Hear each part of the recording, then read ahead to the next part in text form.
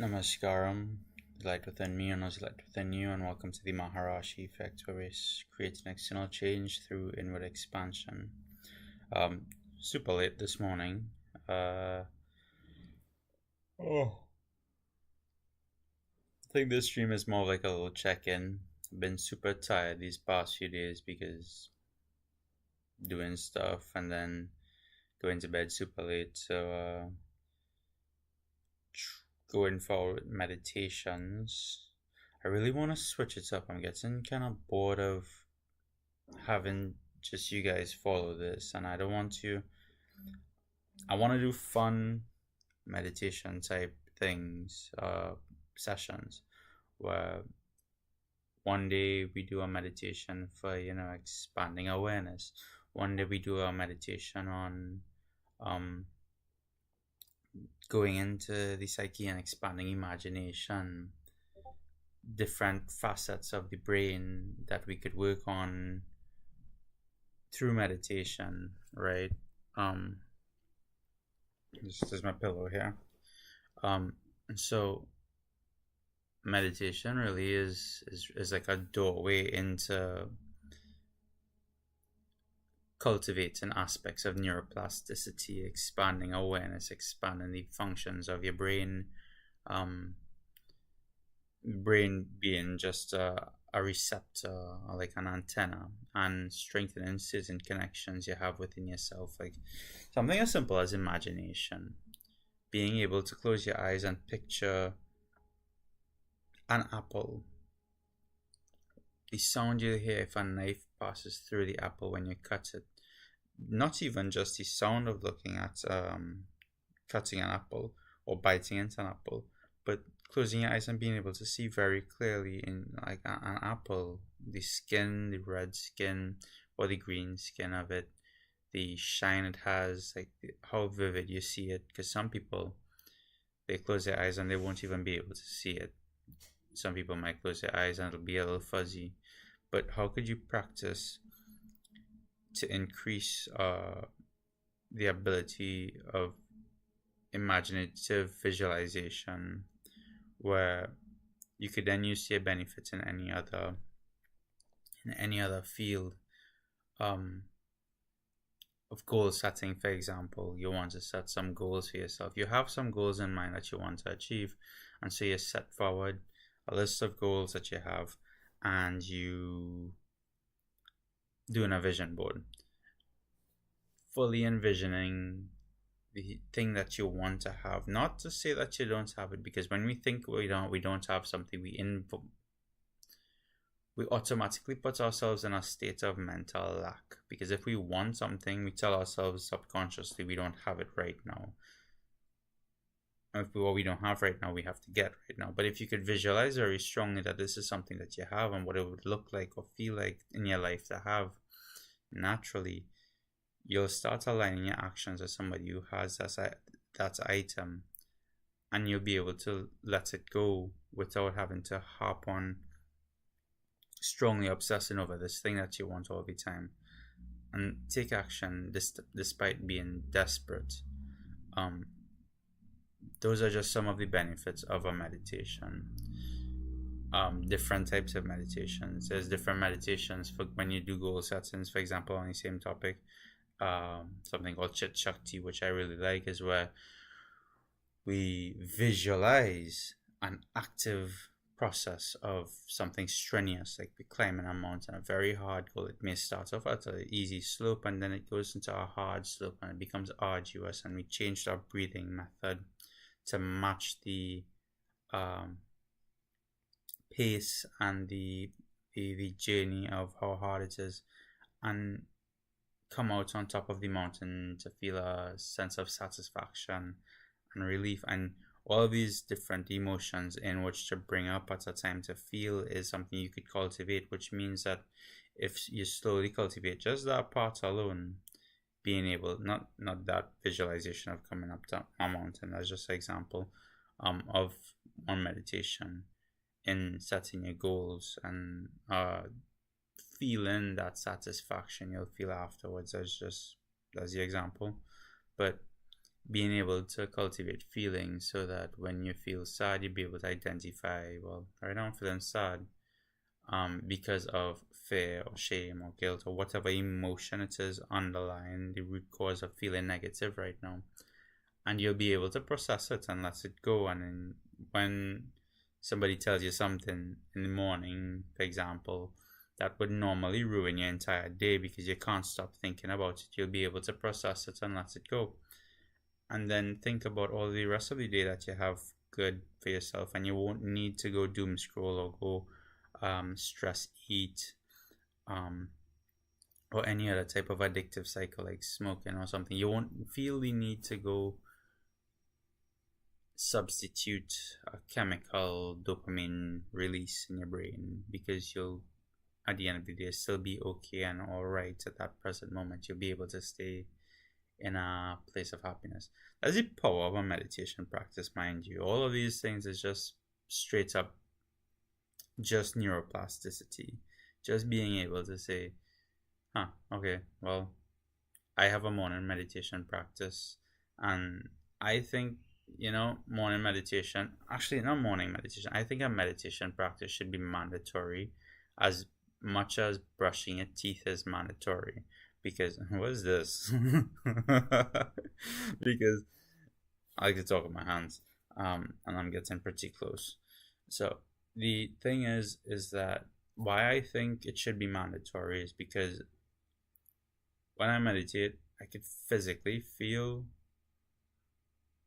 my body relax. I could physically feel my brain relax. Like that same effect you have when during REM sleep, they say when you sleep, the reason why you're not supposed to, the reason why it's unhealthy to wake too long is because your brain accumulates a lot of toxins, and when you sleep, it drains.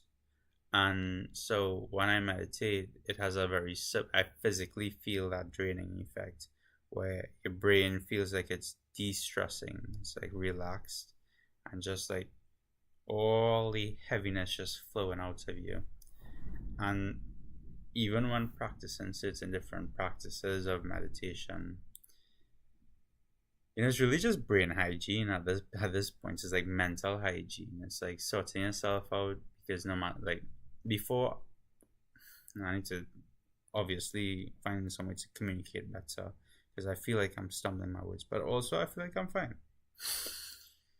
On days when I do meditate, my day, no matter what is thrown at me, I'm okay. Literally. I'm able to just rationalize it. I'm able to not rationalize. I'm able to just accept what is and surrender. And just be okay. On days when I don't meditate, because I've been practicing it for so long, I still kind of find a way how to do it. But on days when I don't meditate, that process becomes a little bit more harder for me. And for somebody who doesn't meditate at all and has no practice, I could quite imagine if you don't center yourself or ground yourself in, like, at the start of the day, or at least before you sleep. Well, there's two different reasons for meditation: before sleep or waking up. But that's what I just saw. When I don't center myself, I can imagine if you don't center yourself in the beginning of the day, how where that could carry you. And then, like, have you ever had those days where you're just really ungrounded? As in, you're bouncing off the wall, you can't seem to focus at all, you can't seem to figure out what you want to do, or when you do figure out what you want to do, you end up sabotaging or procrastinating the entire day away. All meditation does, mind you, it doesn't solve this. All meditation does is oh wait, my cupboard's open. All meditation does is I had the word is gone. It brings in awareness of a situation, of any situation, of whatever the thing is. It gives you a quiet space to just see what is without judgment. And that's the beautiful part of it. The human, okay, so wait, I know that a lot of people are gonna say that, meditation is hard. Meditation can be so hard because my mind doesn't shut up. It just keeps talking, talking, talking, talking, talking. Like I'm talking right now. Um, but that talking, that narrative is all just like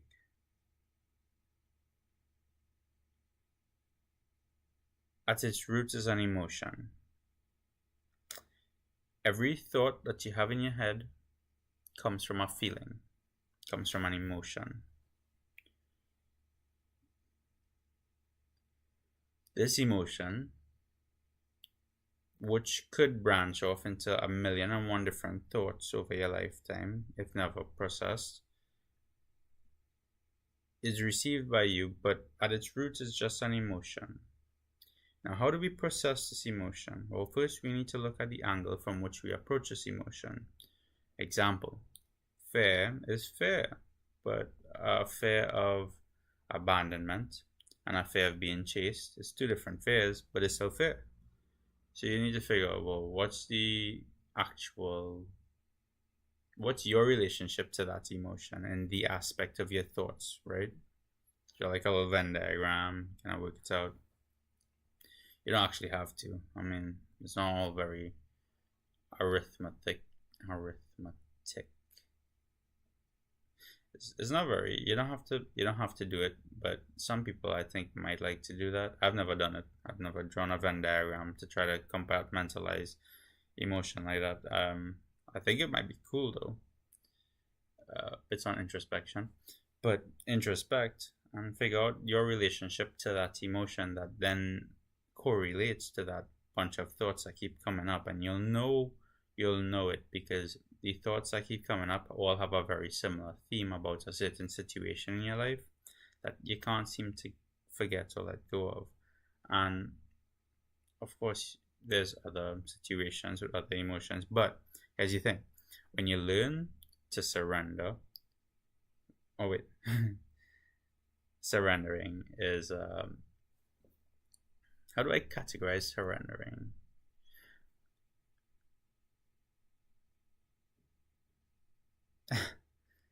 when you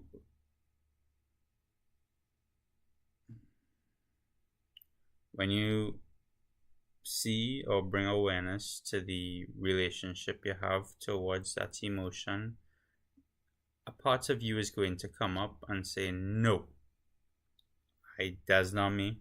I do not have a fear of X, Y, and Z. And that's your main cause for staying with that emotion and going through that cycle. But when you humble yourself enough to accept yourself and say, you know what, yes, okay, so maybe I do have that fear. When you accept it without judgment at all, you don't judge yourself, and you accept that emotion as, yes, I am feeling that emotion, and you sit with it a little bit, and you let whatever has to come up. Like if you have to cry, or if you feel like whatever you want to do, you just let it be, accept it without judgment, and then shift your focus, go do something else. It'll come up again. Process it in the same way. Accept it, feel what comes up, and let it go. Go do something else. If you do this enough, what will happen is it'll disappear, and then you'll realize that the thoughts, why does it disappear? Because you give it space to release. But the thoughts that you've been having about it, once it releases, it also disappears, and then like magic, you forget about the entire thing because it's no longer bothering you. It's no longer coming into your mind. It's no longer at the forefront of your mind, and all of a sudden you're onto new different problems because your old problems are gone. But here's the cool part. Here's the cool part about the act of surrendering emotion, from what I've seen, what I've experienced, is that when you let go of one emotion somewhere, all the other unprocessed emotions start to feel a release. Not that they're gone, not that they're processed, but almost like a can of Coke And if a bottle of soda that's highly pressurized, when you crack the cork just a little bit, and you start to hear that because gas is being released, it's like this: a little bit of pressure is released, and the bottle is able to relax just a bit more. It mightn't be fully relaxed because of all the years of trauma and all the years of stuff that has built up and accumulated, but most definitely it gets some release. And when you let go of one thing somewhere, you could work on something else somewhere. And the reason I'm saying this for is because if you couple meditation to help increase your ability to bring yourself into awareness and bring yourself into the ability to feel your emotions, or at least vividly or more intimately acknowledge, accept, or have a relationship with your own emotions. In your heightened awareness now, you're able to fully process and let go and surrender certain emotions. And you'll be able to live a life where you find overall more happiness in any aspect of life, to be honest, because we all have emotions. It's all an aspect. Just as much as my left hand is moving right now, is the same way I could feel fear, shame, guilt, sadness. Well, sadness. Yes, we feel sad. Yes, we feel happy. But I don't really classify those as emotions because are they? I'll have some introspection to do about that because I don't know what is happy or what is sad.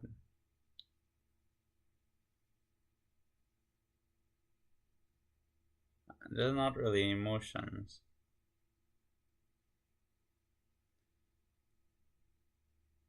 That's a debate.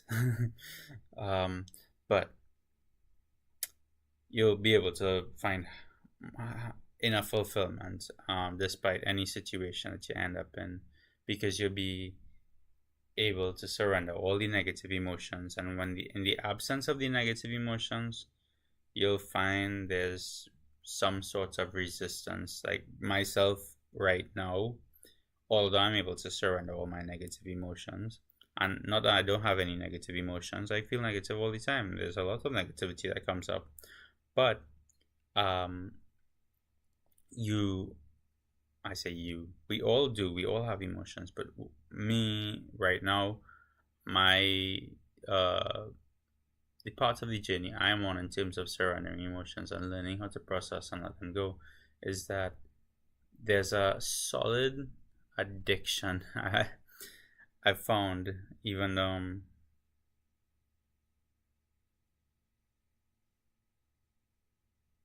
what does encoding overloaded mean? Frames haven't dropped. Alright. As I said, yeah, I found there's a certain gratification to be found, a certain amount of pleasure to be found in wanting to feel negative feelings, wanting to feel,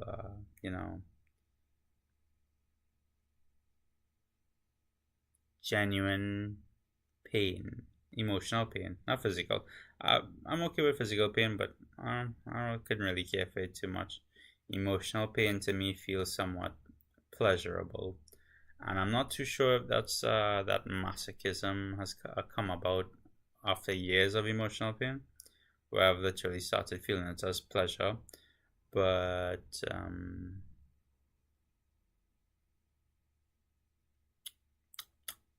sounds like a personal thing, but I say personal, but I mean everybody experiences emotions, so there's somebody somewhere also experiencing a similar type of static. Static. Is that the right word? I don't know. I'm also improving my vocabulary right now and practicing calligraphy, so I'm really excited about it. I would like to do a stream where I do some art or something. I think that would be cool.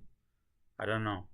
But anyways, this was just a little check-in this morning. I hope all of you are doing fine. I hope all of you are doing well. Remember, you could reach out to me at any time if you have any, well, no, if you have any problems, don't reach out to me. I'm not a place to trauma dump.